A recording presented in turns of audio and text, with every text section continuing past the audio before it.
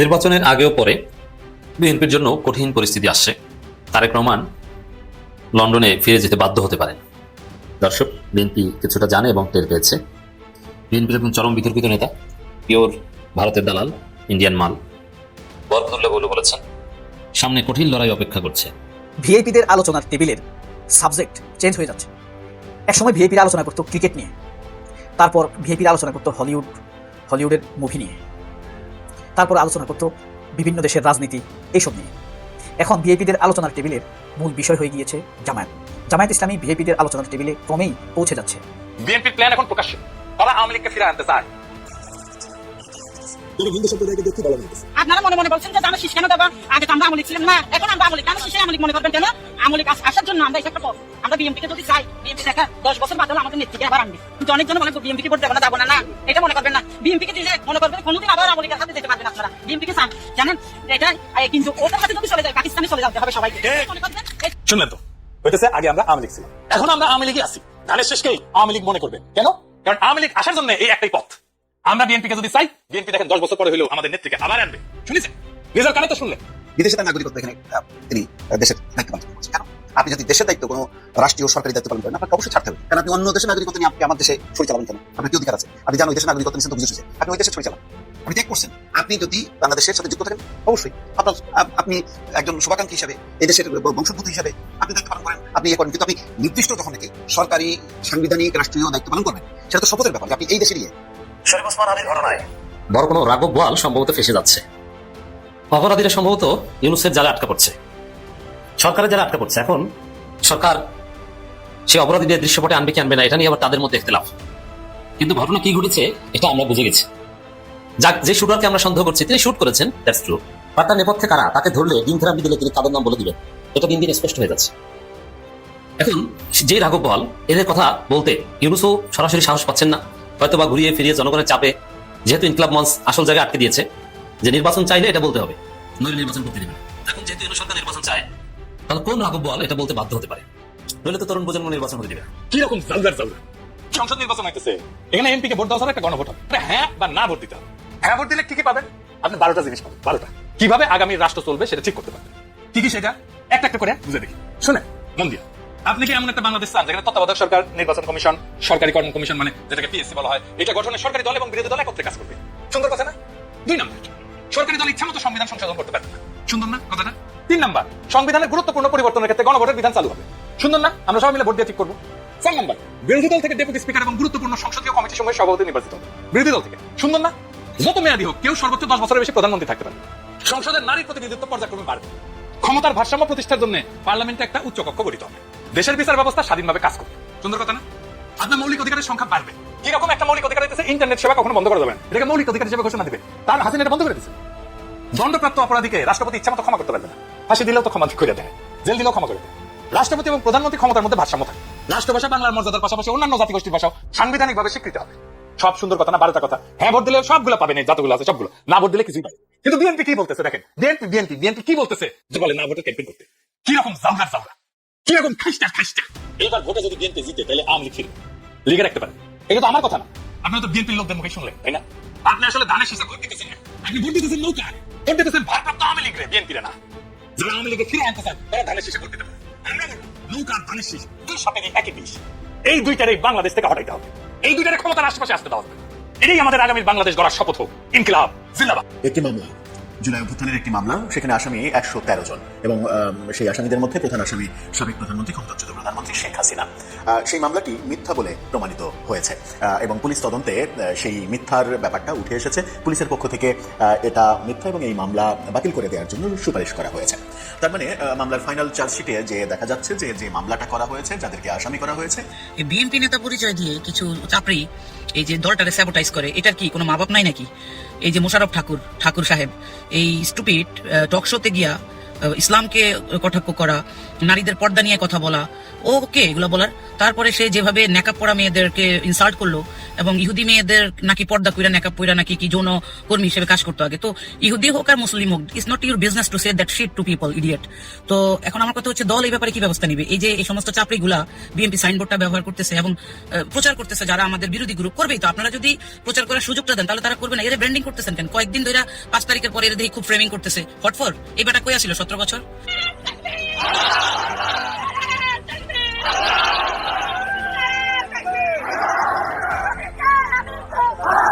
জামাতের মাথায় বাড়ি দেওয়ার আগে ডক্টর ইউনূসের মাথায় একটা বাড়ি দিয়ে আসবে।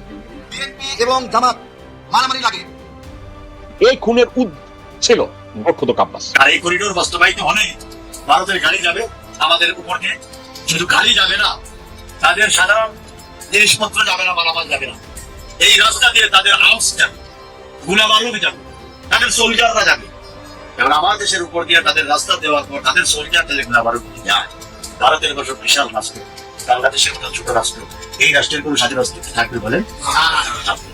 ইলিয়াস আলী, তাকে জিয়াউল হাসান গুম করছে, খুন করছে, পেটের টাইটা নদীতে ভাসায় দিছে, কিন্তু এই খুনের উদ্যোক্তা ছিল মোর্শেদ আব্বাস।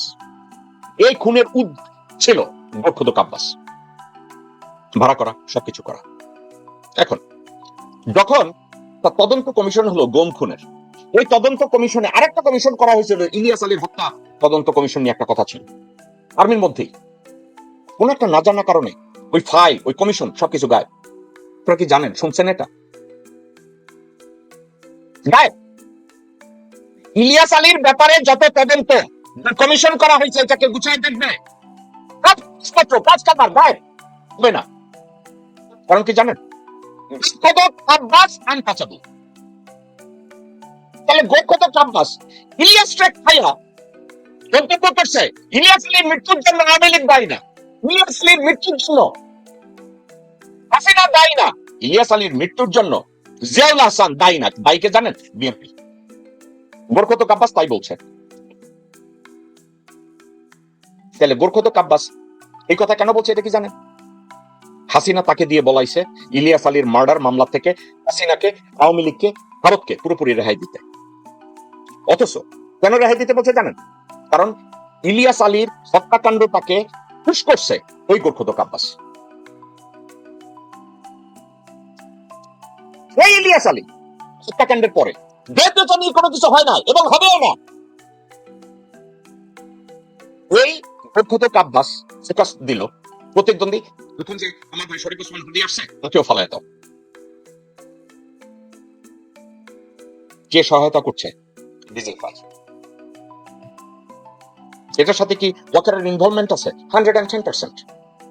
এটার সাথে কি আছে 110%।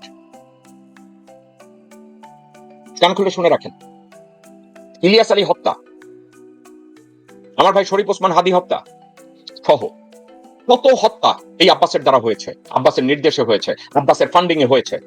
এগুলো আসবে না যদি বাংলাদেশে সুশাসন কায়েম না হয়, বাংলাদেশে যদি সত্যিকারের গণতন্ত্র প্রতিষ্ঠা না হয়। এসব বিচার কখনই বিচারের, এসব হত্যাকাণ্ডের নির্বাচনের আগেও পরে বিএনপির জন্য কঠিন পরিস্থিতি আসছে। তারেক রহমান লন্ডনে ফিরে যেতে বাধ্য হতে পারেন। দর্শক, বিএনপি কিছুটা জানে এবং টের পেয়েছে। বিএনপির একজন চরম বিতর্কিত নেতা, পিওর ভারতের দালাল, ইন্ডিয়ান মাল, বরকতুল্লাহ বলেছেন সামনে কঠিন লড়াই অপেক্ষা করছে।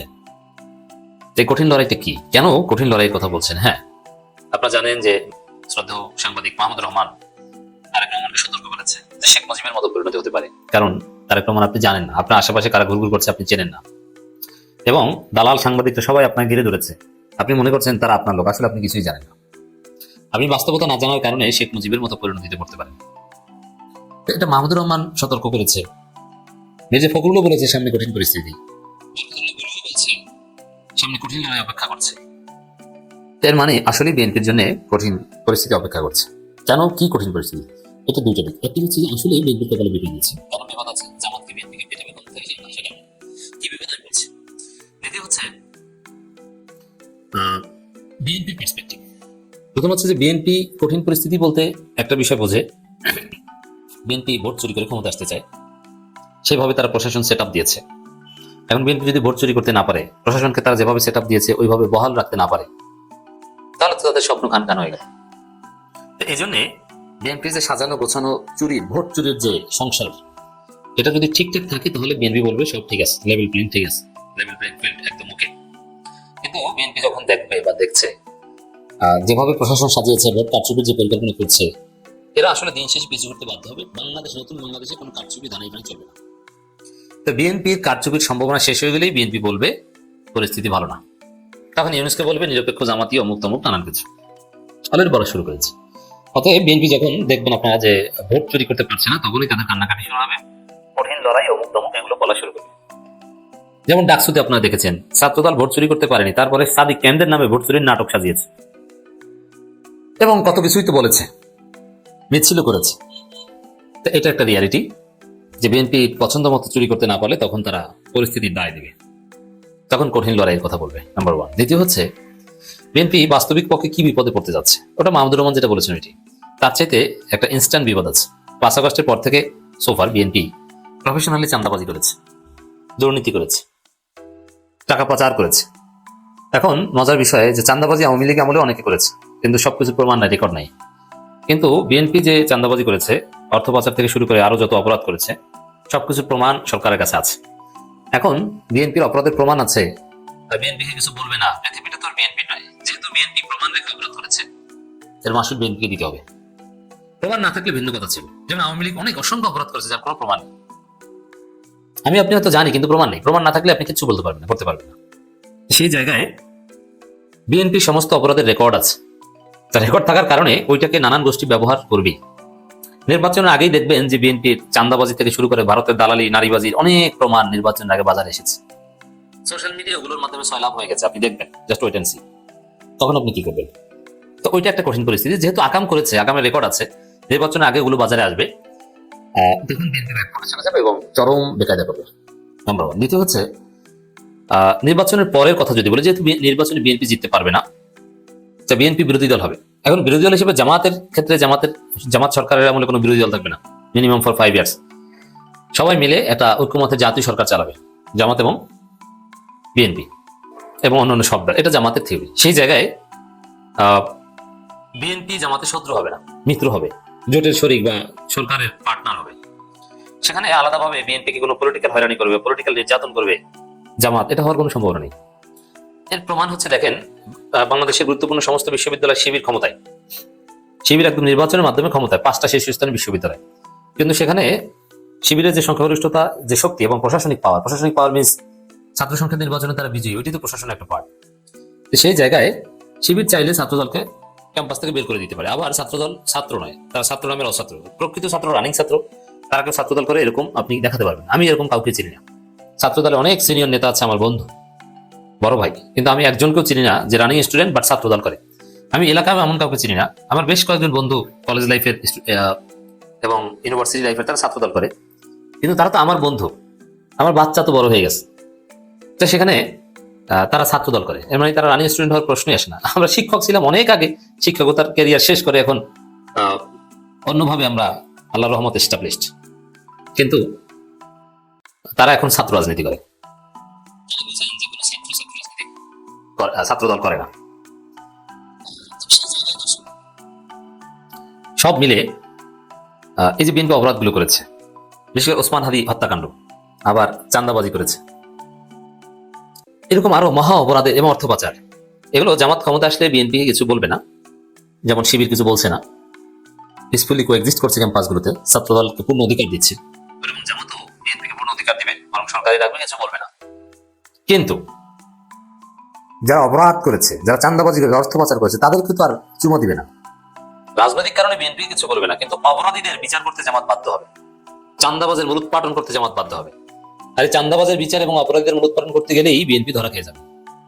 তখন বিএনপি বলবে যে আমরা কঠিন বিপদে পড়েছি। আসলে বিপদে পড়বে তাদের আমলের কারণে। আরেকটা পয়েন্ট হচ্ছে, যদি নির্বাচন না হয়, নির্বাচন যে হবেই এটা নির্বাচন একদিন আগে বলা যায় না। নির্বাচন যদি না হয়, তাহলে ইউনূস ব্যক্তি চলে যাওয়ার সম্ভাবনা। আবার তার নিজের ভুল যদি না থাকে, অন্যের ভুলে যদি নির্বাচন না হয়, তাহলে ইউনূস থেকে যাবে। ইউনূস থাকলে ইউনূস সরকারও অবৈধ অস্ত্র থেকে শুরু করে বিএনপির যে চাঁদাবাজি যেটা হয়েছে, যেটার বিরুদ্ধে মানুষ সবচেয়ে বেশি সোচ্চার, তার বিচার করতে বাধ্য হবে, তখন বিএনপি জেলে যাবে। এই ধরনের পরিস্থিতি বাংলাদেশে সৃষ্টি হতে পারে। তাদেরকে দমানো যাচ্ছে না। আরও একটা সময় ছিল, প্রচুর মানুষ কিন্তু আমাদের সময় এবং বাংলাদেশ প্রতিদিন পড়তো, প্রথম আলোর চাইতে বেশি বিক্রি হতো, কিন্তু ভিআইপিদের টেবিলে এই পত্রিকা দুটো যেত না। এই কারণে এদের নিউজ নিয়ে ভিআইপিদের টেবিলে তেমন একটা আলোচনা হতো না। এই আলোচনাটা শোনার অনুরোধ করছি। আরেকটা এক্সাম্পল দিয়ে মূল আলোচনায় যাব। আমরা কিভাবে মানুষের ধারণা বদলাচ্ছে সেটি নিয়ে আলোচনা করব। বাংলাদেশে একজন লেখক আছে না, কাশেম বিন আবু বকর। আপনার বিশ্বাস হয় কাশেম বিন আবু বকরের বই এই বাংলাদেশে 7 বছর পর পর বেস্ট সেলের তালিকায় ছিল? এটা আমরা জানি না কেন। এটা কোনো পত্রপত্রিকায় বাংলাদেশের তথাকথিত ভারতপন্থী মিডিয়ায় আলোচনা হতো না। অথচ এই কাশেম বিন আবু বকরকে নিয়ে Daily Mail, Washington Post, New York Times, Fox, America, ব্রিটেনের ডেইলি মেল, মর্নিং সান 40টির উপরে নিউজ হয়েছে। এত বেশি বিক্রি হইতো তার বই। ইসলামিক তরুণদের মধ্যে এখনো প্রচুর বিক্রি হয়। কিন্তু বাংলাদেশে তাকে নিয়ে আলোচনা তো থাক, বিদেশি মিডিয়ায় যে তাকে নিয়ে নিউজ হয়েছে, বাংলাদেশের মিডিয়া এই আলোচনাটা করেনি। যাই হোক, ঢাকা বিশ্ববিদ্যালয়ের ডেভেলপমেন্ট স্টাডিজ বিভাগের অধ্যাপক প্রফেসর ডক্টর শান, তিনি 2025 সালের ফেব্রুয়ারি মাসে, তখন আমি আমার মেয়েকে নিয়ে ঢাকা মেডিকেলে একটি গবেষণা রিপোর্ট প্রকাশ করেছিল ব্র্যাকে। তিনি বলেছেন যে মাঠ পর্যায়ে ঘুরে ফিরে দেখা গেছে জামায়াতের সমর্থন 15-এর বেশি হবে না। আগে ছিল 8 থেকে 11, এখন বেড়ে সেটা 15 হইতে পারে। এটা নিয়ে প্রচুর প্রতিবাদ হয়েছে। তার নিউজটা গবেষণা ভুয়া, পয়সা খেয়ে গবেষণা করছে। আসলে পয়সা খাইছে এটা সত্য, সে সঠিক জায়গায় যেতে পারে না। গতকাল সে একটা নিউজ বক্তৃতায় বলছে 2025 সালে তিনি যে জামায়াতের ভোট নিয়ে যে গবেষণা করেছেন 15% পেতে পারে, সেটা ভুল ছিল। প্র্যাগম্যাটিক রিসার্চ করে সরেজমিন ঘুরে দেখা যাচ্ছে জামায়াতের ভোট 30-এর উপরে।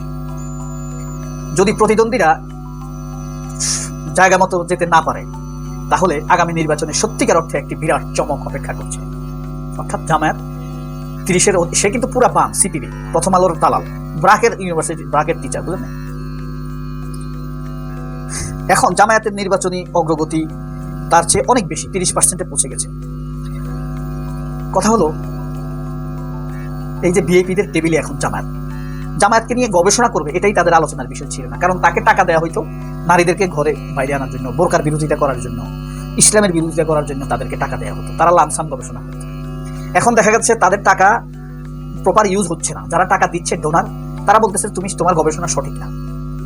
এটার অন্তরালে কিন্তু তার দুর্নীতি বেরোয় গেছে। জাতীয় পর্যায়ে তারা সংস্কার ভিত্তিক কথাবার্তা বড় বিনিয়োগ করছে, ফলে বিএনপির মনোযোগ সেদিকে সরে গেছে। অর্থাৎ জামায়াত ইসলাম কি করতেছে জানেন? জাতীয় পর্যায়ে কি সংস্কার হবে, জুলাইকে কিভাবে রক্ষা করতে হবে, বিএনপিও সেটা নিয়ে আলোচনা শুরু করছে। এদিকে জামাত মানুষকে নিয়ে কাজ করা শুরু করে দিয়েছে। এখন দেশের শীর্ষ নেতৃত্ব না থাকায় স্থানীয় কর্মীদের নিয়ন্ত্রণে বিএনপি যখন হিমশিম খাচ্ছিল, তখন জামায়াত ইসলাম মানুষের ঘরে ঘরে পৌঁছে গেছে। ইতিমধ্যে বিএনপি নির্বাচনী প্রচারণা পুরোদমে শুরু করার আগেই জামায়াত বাংলাদেশের প্রতিটি ভোটারের কাছে অন্তত 2 বার পৌঁছাইছে। যেখানে জামায়াত বিএনপি মাত্র শুরু করছে, সেখানে জামায়াত 2 বার পৌঁছাই গেছে।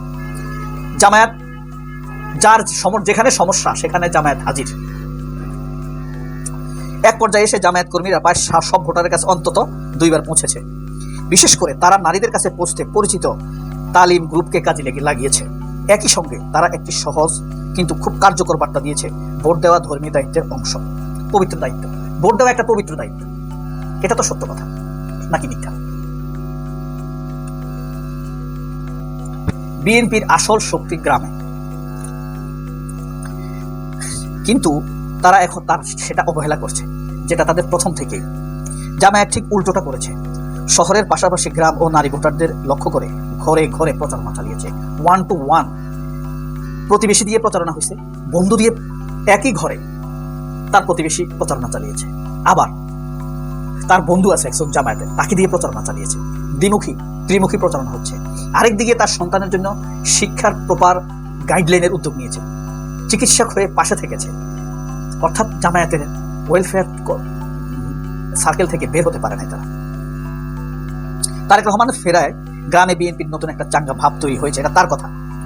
সেই সুযোগ কাজে লাগাচ্ছে না তারা, বরং শহরের দিকে অতিরিক্ত মনোযোগ দিচ্ছে, যেখানে ভোটাররা আগেই মোটামুটিভাবে স্থির হয়ে আছে। কারণ এখানে তাদের চোখের সামনে ঘটে অনেক ঘটনা। এটা শহর, মানুষের মুখোশ এরা চিনে। সকালে এক কাজ করে, দুপুরে আরেক কাজ করে, রাতে অন্য কথা বলে। বিএনপি যদি দ্রুত গ্রামে বিশেষ করে নারীদের কাছে সংগঠিতভাবে পৌঁছতে না পারে এবং ব্যক্তি যোগাযোগ প্রচারে না নামে, তাহলে নির্বাচনের ফল তাদের প্রত্যাশার বিপরীত হতে পারে। পাশাপাশি গণভোট নিয়ে সচেতনতা ও প্রচার না থাকায় সেখান থেকে অপ্রত্যাশিত ফল আসতে পারে। বিএনপি কিন্তু হ্যাঁ ভোট নিয়ে না ভোট নিয়ে সিরিয়াস না, লামসাম ভাবে তারা এটা সারতে চায়। কারণ হ্যাঁ মানেই no to fascist, no to killer Hasina, no to associate of Hasina, no to Fakhrul, no to Amir Khasru. এভাবেই মানুষের মন পরিবর্তন হয়ে যাচ্ছে, ধীরে ধীরে মানুষ ডাইভার্ট হয়ে যাচ্ছে। জামায়াত করবে না, কিন্তু জামায়াতের ভোটার হয়ে উঠছে তারা।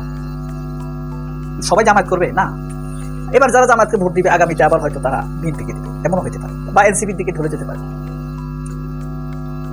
কে যে কখন বড়, এই যে তুরস্কের রিসেপ তাইপ এরকম 94 সালে দল গঠন করছে, 2002 এসে ক্ষমতায় 6 বছরের মাথায়, অথচ তুরস্কের বড় বড় রাজনৈতিক দল ফেল। গত 23 বছর তাই হচ্ছে। সবাই অনেক ভালো থাকবেন, আল্লাহ হাফেজ, আসসালামু আলাইকুম। এই লোক এমন একটা মন্তব্য করছে, মনে হইতেছে কি জানেন, যদি সামনে পাইতাম না। যাই হোক, আমি ইউটিউবে এগুলো বলতে চাই না। এই লোক তৃতীয় মাত্রায় বলতেছে নেকাব যে পরে মা বোনরা, এই নেকাব নাকি ইহুদি বেশ্যাদের পোশাক। শোনার সাথে সাথে আপনার মেজাজটা কেমন হয়েছে বলেন? মনে হইতেছে না? দেই মনে হইতেছে তো। এই লোক বলতেছে নেকাব হচ্ছে ইহুদি বেশ্যাদের পোশাক। হায় হায় হায়। আর হেজাব হচ্ছে মুসলমানের পোশাক। হেজাব আর নেকাবের মধ্যে তফাৎটা কি জানেন? হেজাব পরলে ওই যে মুখটা খোলা থাকে, আর নেকাব পরে যেসব মা বোনরা তাদের শুধু চোখটা দেখা যায়। এখন আমাদের দেশে দেখবেন সবাই নেকাবও পরে, হেজাবও পরে, কে চোখ খোলা রাখবে, কে মুখ খোলা রাখবে, এটা তাদের ব্যাপার, এই ঠাকুরের ব্যাপার না। কিন্তু তারপরও আইসা সে তৃতীয় মাত্রায় এই মন্তব্যটা করছে। এই মন্তব্য করার পর তারেক রহমান সাহেবের উচিত ছিল তাকে ডাইগা নিয়া জিজ্ঞেস করা যে, এই মিয়া, তুমি একজন শিক্ষক মানুষ, তুমি এই ধরনের মন্তব্য কেন করলা? এই ধরনের মন্তব্য করার পিছনে কারণ কি জানেন? জামাতে ইসলামকে পচাইতে হবে। হ্যাঁ, জামাতে ইসলামের মা বোনরা যে নিকাব পরে, হিজাব পরে, তাদেরকে পচাইতে হবে। ওই চোখ দেখা যায়, তাদের সঙ্গে তুলনা করছে বেশ্যাদের। চিন্তা করতে পারেন কত খারাপ মানুষ হইতে পারে এসব মহিলা? ভোট বাড়াইতে পারবেন না, ভোট বাড়াইতে পারবেন না। ডে বাই ডে তলানিতে যায় ঠেকতেছে তো। হ্যাঁ, তলানিতে যায় ঠেকতেছে। আপনাদের দলে যে নিছেন এই যে ভিপি নূর, এই লোকটাকে না আমি একটা টাইমে খুব মান্যগণ্য করতাম, ভাবতাম দেশের একটা ভবিষ্যৎ। হ্যাঁ, কিন্তু ধীরে ধীরে দেখলাম বিকাশের দিকে চলে গেছে। বিকাশ নিয়ে অনেক কথাবার্তা আপনারা শুনছেন। যাই হোক, ওই বিকাশ দিয়েই তার জীবন পার হইতেছিল সুন্দরভাবে। এর মধ্যে আইসা আবার ঢুকে গেল বিএনপিতে। বিএনপিতে ঢুকার আগে তার মন্তব্য কি? বিএনপির হাতে ক্ষমতা দেওয়া যাবে না, তারা দেশ ডুবাইয়া দিবে। বিএনপির হাতে স্টিয়ারিং দিলে ওইটা নিয়ে খাদের মধ্যে ফেলে দিবে। এই ছিল তার মন্তব্য। যেদিন বিএনপি থেকে নমিনেশন পাইলো, মানে তাকে গ্রহণ করলো বিএনপি, সেদিন থেকে বলতেছে বিএনপি ছাড়া এই দেশ অচল। দেখছেন, রাতারাতি চেঞ্জ। মানে 2 সপ্তাহ আগে কি বলছে, 2 সপ্তাহ পরে কি বলতেছে। কিন্তু বইলার লাভটা কি? নির্বাচনে ভোট পাবেন, পাবেন না, ওই এলাকায় তো ঢুকতে পারেন না। এই যে হাসান মামুন, উনি যে আছেন গলা চিপা ধরবে তো আপনার। খালি 3 আসন থেকে উনি দাঁড়াইছে, কিন্তু এলাকায় যাইতে পারে না। এর আগে তো দেখছেন একবার মাইক দই খাইছে, এখনো ঠিক মতো যা দাঁড়াইতে পারে না। কারণ কি জানেন? উইরা আইসা জুইরা বসছে তো। আরে ভাই, নিজের দলটা এই যে গণ অধিকারের নামটারই ডুবাই দিছে, পুরো দলটাকে ধ্বংস করে দিল এই রাশেদ খান আর এই ভিপি নূর। হ্যাঁ, ওনার নাম ভিপি নূর। উনি ভিপি ছিল একটা টাইমে ঢাকা বিশ্ববিদ্যালয়ে, উনি নির্বাচন কইরা ভিপি হয়েছিল। ওই নামটাই বেচা খাইতেছে, কিন্তু ওইভাবেই চলতো, বিকাশ দিয়েই চলতি ভাই। কেন আবার অন্য দলে গেল? দলে যায় ভাই, এই যে একটা গণ অধিকার নামে একটা দল প্রতিষ্ঠিত করলো, এত বছর খাটাখাটনি কইরা ওইটারে ঠিক ডুবাই দিছে জাস্ট নির্বাচনে একটা আসনের জন্য। মানে উনি এমপি হইয়া সংসদে যাইব, কি করবে? কারণ যে মানুষের কথা, মুখের কথাই ঠিক নাই, জবানই ঠিক নাই। 2 দিন আগে বলে বিএনপি ডুবাই দিবে দেশ, আবার 2 দিন পরে বলে কি বিএনপি ছাড়া এ দেশের কোনো উপায় নাই। তাহলে এই ধরনের মানুষ দিয়া দেশের কি উপকার আসবে বলেন? ওই যে আরেকজন তার সঙ্গে আছে রাশেদ খান, সে তো ভাই দল ত্যাগ করে বিএনপিতে যোগ দিছে, কিন্তু এলাকায় যাইতে পারে না। এলাকার লোক কাফনের কাপড় পইরা রাস্তায় মিছিল করতেছে, আবার ঝাড়ু মিছিল করতেছে।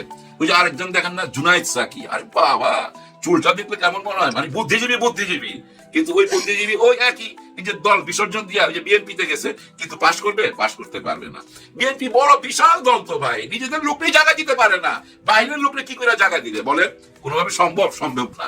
দেখেন, এর মধ্যে তারেক রহমান আসার পর ওনার ব্যক্তিগত চলাফেরা, কথাবার্তা, এর মধ্যে একটা পজিটিভ ব্যাপার চলে আসছে। কিন্তু অনেক মানুষ পছন্দ করতেছে, কারণ খুব অল্প কথা বলে, চলাফেরার মধ্যে ভাই ভদ্রতা আছে। ওনাকে মাননীয় বললে উনি এটা মাইনা নেয় না, হাইটা অফিসে যায়, কেউ পায়ে সালাম করতে আসলে দূরে সইরা যায়, সবই কিন্তু পজিটিভ। কিন্তু পজিটিভ হইলে কি হবে, ওনার দলের যে লোকজন এরা তো দলটাকে ডুবাই দিতেছে, কারো কথা কোনো ঠিকানা নাই তো। যেমন ধরেন এই যে মির্জা ফখরুল সাহেব, উনি না ভোট দিবে না হ্যাঁ ভোট দিবে, কোন পক্ষে নিজেও জানে না ভাই। এক এক সময় এক এক কথা বলে, তো কথার জবান একটা আছে না মানুষের, জবান তো ঠিক থাকতে হবে একজন নেতার, যে আমি আজকে কি বলতেছি এটা আমার মনে রাখতে হবে। আবার কালকে যাই যদি আমি উল্টা কথা বলি, মানুষ তো আমাকে ঝাড়ু মারবে। ওইদিকে কোনো সেন্স নাই, ওইদিকে কোনো মাথা কামায় না, যখন যেটা ইচ্ছে ওইটা বইলা দেয়। এখন না ভোটের পক্ষে বলবে না বিপক্ষে বলবে, এই সিদ্ধান্তই নিতে পারে নাই তো এই দল। কারণ কি জানেন, দেখেন ওনাদের ওই যে তারেক রহমান সাহেব, আপনাদের মনে আছে লন্ডনে বৈঠা বলছিল না যে এই যে গণভোট কি এটা বুঝি না, গণভোটের চেয়ে আলুর ব্যবসা নাকি, আলুর গোডাউন দিতে বলছিল, আলু চাষীদের কথা বলছিল। ওই জায়গায় কিন্তু আছে তার দলের লোকজন, সবাই কিন্তু ওই না ভোটের পক্ষে কাজ করতেছে, কিন্তু সরকার কিন্তু হ্যাঁ ভোটের পক্ষে কাজ করতেছে।